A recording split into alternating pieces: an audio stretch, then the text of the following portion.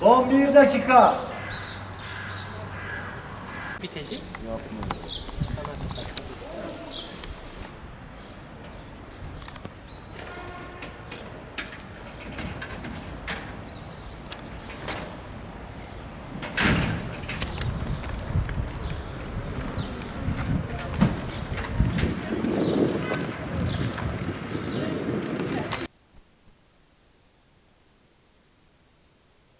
Sınav gayet kolaydı.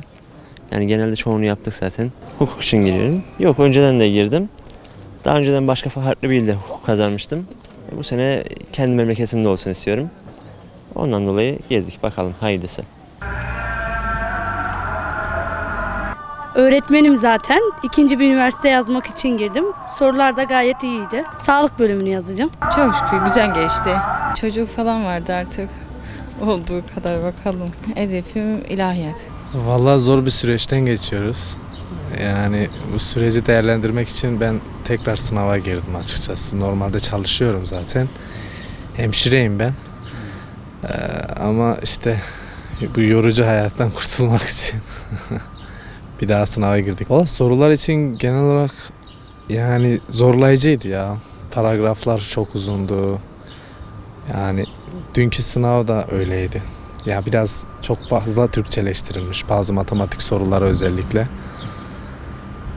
Yani biraz daha böyle direkt sonuca giden sorular sorulsa daha iyi olur. Benim şu anda kurulu bir düzenim var. Kendimi test etmek için girdim.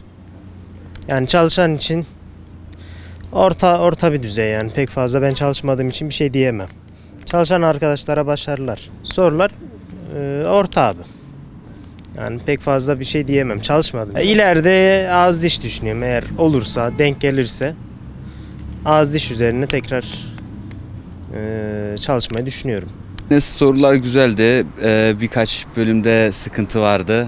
Özellikle matematik biraz zordu ama diğer Türkçe, sosyal bunlar kolaydı yani. İnşallah bakalım ne gelirse. Bu ikinci girişim. Daha önce 9 sene önce girmiştim. Zaten ben elektrik mühendisiyim. Çalışıyorum halihazırda. Nasip olursa hukuk istiyoruz.